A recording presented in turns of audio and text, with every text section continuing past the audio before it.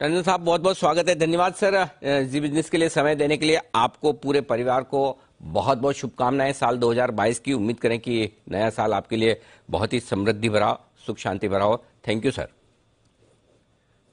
आपके लिए और आपके पूरे टीम के लिए और सारे दर्शकों के लिए भी मेरी भी शुभकामनाएं। बिल्कुल सर। और इस साल का अंत जिस नोट पर कर रहे हैं, मतलब बड़े कंफ्यूजन में हम अगले साल को लेकर कि तेजी होगी या मंदी होगी, ये बताएं सर, व्यू क्या है?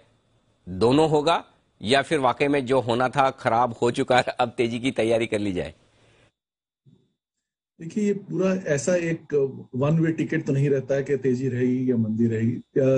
अभी फिलहाल अगर आप देखें तो सबसे बड़ा कारण एक ही है जिसके कारण बाजार में इतनी उतार चढ़ाव दिख रहा है। वो ये है कि इंटरेस्ट रेट जो इतने सालों से कम थे और इन्फ्लेशन जिसका नामो निशान शायद लोगों के दिमाग से ही शायद निकल गया था, स्पेशली इंटरनेशनल मार्केट्स में, वो अभी वापस आ गया और काफी गंभीरता से वापस आ गया है। तो ये कुछ महीनों पहले तक की ये बात चल रही थी कि जो इन्फ्लेशन है, जो ब्याज और ब्याज उसके कारण जो ब्याज की दरें हैं, वो कम से कम यूएस में 6 महीने और जो बाई बैक चल रहा है वो चलता रहेगा और सिर्फ एक बार शायद ब्याज की दर बढ़ाने की जरूरत पड़ेगी।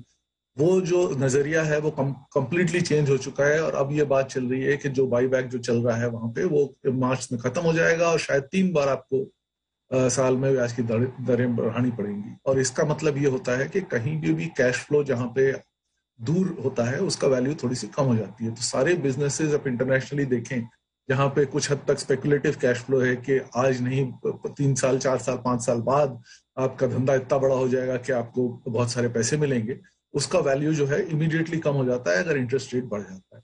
तो उसके कारण जो रीएडजस्टमेंट हो रहा है उसका प्रभाव भारत पे और बाकी इमर्जिंग मार्केट्स पे भी होना था और हो रहा है।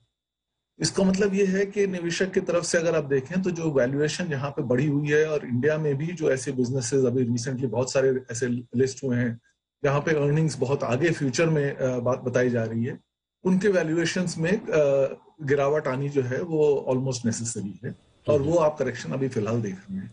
ठीक बात है। ये सेटल हो जाएगा एक बार। Sorry, go ahead. नहीं, प्लीज प्लीज सर, आप बात पूरी करें। और उसमें मैं एक चीज और जोड़ भी दूं कि जो ब्याज दरों वाली बात आपने बहुत इंटरेस्टिंग पॉइंट की, लेकिन ये क्या अमेरिका और ग्लोबल मार्केट के लिए या हमारे यहाँ भी खतरा है? देखिए, इंटरेस्ट रेट का जो कैश फ्लो के ऊपर डिस्काउंटिंग का इफेक्ट है वो मैथमेटिकल है। उसमें ना कोई बाजार की बात होती है ना कोई इकोनॉमी की। तो अगर आप कोई भी कैश फ्लो लें और उसको डिस्काउंट करें आज के लिए, तो उसमें अगर जितनी दूर कैश फ्लो रहेगा उतना ज्यादा प्रभाव पड़ेगा अगर इंटरेस्ट रेट बढ़ता है। तो ये इरिस्पेक्टिव कोई भी मार्केट है, मार्केट में इतना जरूर फर्क पड़ता है कि क्योंकि यूएस मार्केट सबसे बड़ा मार्केट है और पैसे बहुत ज्यादा वहां से आते हैं, इसके कारण उनके ऊपर अगर उनको जैसे कहते हैं कि अगर उनको थोड़ी सी अगर छींक भी आई तो बाकी दुनिया भी कोल्ड पकड़ लेती है। तो वही हालत अभी यहाँ पे भी रहेगी। फर्क तो पड़ेगा अमेरिका में अगर ब्याज दरें बढ़ी। अच्छा सर, लेकिन एफआई इतना क्यों बेच रही है हमारे, और कब तक बेचेगी? देखिए, एफआईएस कोई एक पूल नहीं है, उसमें सॉवरेन फंड से लेके छोटे पोर्टफोलियो मैनेजर और हेज फंड्स तक रहते हैं। तो उनका आप जो फिगर देख रहे हैं वो कंसोलिडेटेड फिगर है, लेकिन उसमें बहुत तरह के प्लेयर्स आते हैं और उनका ये कोई नजरिया नहीं रहता है। तो जो हेज फंड है उसको जल्दी प्रभाव पड़ता है, जो long term sovereign fund investor है उसको कोई शायद प्रभाव ही नहीं पड़ता है। तो इसमें इसको पूरा कंसोलिडेटेड में कहना बड़ा मुश्किल है कि एफआईआई का क्या रवैया है, बिकॉज वो डिपेंड करता है कौन सी एफआईआई की बात।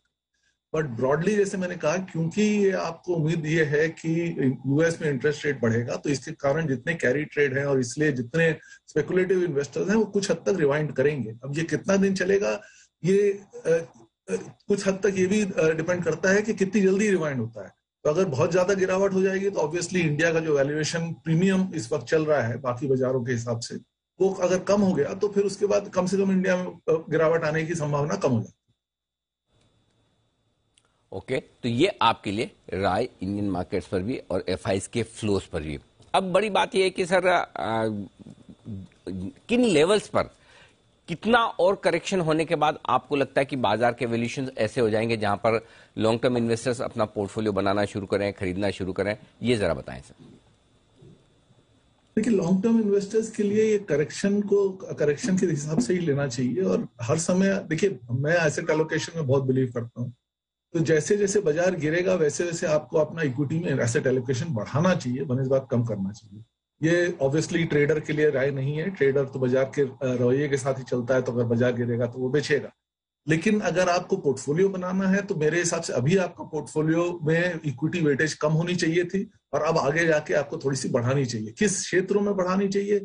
ज्यादातर मेरे हिसाब से मेन फैक्टर ये है कि इन्फ्लेशन अगले साल आपकी उम्मीदों से ज्यादा रहेगा। इन्फ्लेशन एक बार आदत पड़ जाती है तो इतनी जल्दी जाता नहीं है, और आप ये देख रहे हैं कि WPI डबल डिजिट्स में, CPI सिंगल डिजिट में है, तो या तो कंपनी के मार्जिन कम होंगे, नहीं तो उनको दाम बढ़ाने पड़ेंगे। दाम बढ़ाएंगे तो इन्फ्लेशन का इफेक्ट आएगा ही आएगा। अगर इन्फ्लेशन आएगा तो आपको उन कंपनियों में देखना या उन बिजनेसेस में निवेश करना है जहां पे उनको पॉसिबिलिटी है कि वो प्राइस बढ़ा सकें। नहीं तो अगर आप ऐसे कमोडिटी बिजनेस में जा रहे हैं जहाँ पे प्राइस बढ़ाना मुश्किल हो जाएगा, तो ऑब्वियसली मार्जिन की प्रेशर आ जाएंगे। तो कोई भी ब्रांडेड कमोडिटी कहीं भी जहां पे गवर्नमेंट ने प्रोटेक्शन दे के रखा है ताकि आप निवेश आप निर्यात आप इंपोर्ट नहीं कर सकते, और इसके कारण आपको प्राइसिंग प्रेशर का संभावना नहीं करनी पड़ती, फेस नहीं करना पड़ता। और इसके साथ साथ जहां पे भी एक्सपोर्ट का बिजनेस है, क्योंकि ग्लोबल मार्केट्स स्पेशली अभी फिलहाल टेक्नोलॉजी में आप देख ही रहे हैं कि काफी धंधा अच्छा चल रहा है। तो टेक्नोलॉजी, बैंकिंग, FMCG, इस तरह के क्षेत्रों में मेरे हिसाब से प्रोटेक्टेड रहेगा कम से कम आपका पोर्टफोलियो, अगर बढ़े ना भी। तो आप ये कह रहे हैं कि डिफेंसिव में रहें, और रेट सेंसिटिव स्टॉक्स जो भी है जैसे आपका बैंक, रियल एस्टेट, ऑटो वगैरह हो गया, वहां पैसा नहीं लगाना, करेक्ट सर? बैंक में देखिए, जैसे अगर इनिशियली इन्वेस्टमेंट जब इंटरेस्ट रेट बढ़ता है तो वहां पे उनको फायदा होता है, क्योंकि उनकी जो लायबिलिटीज हैं, जो कि डिपॉजिट्स हैं, वो उसके रेट कम बढ़ते हैं, और जो लोन्स हैं वो जल्दी बढ़ते हैं। तो बिजनेस ओरिएंटेड बैंक्स जो हैं उनका मार्जिन एक्चुअली बढ़ जाएगा। बाकी रेट सेंसिटिव में डेफिनेटली थोड़ा सा प्रभाव पड़ सकता है। ठीक बात है। तो ये है आपके लिए राय पूरी तरह से सारे सेक्टर्स पे और इन्वेस्टमेंट थीम्स पे। तंजन साहब, बहुत बहुत धन्यवाद आपका, जी बिजनेस के लिए आपने समय दिया। अगले साल 2022 में आपसे फिर मुलाकात होगी, आपसे और विस्तार में बातचीत भी करेंगे। बहुत बहुत शुक्रिया सर। धन्यवाद।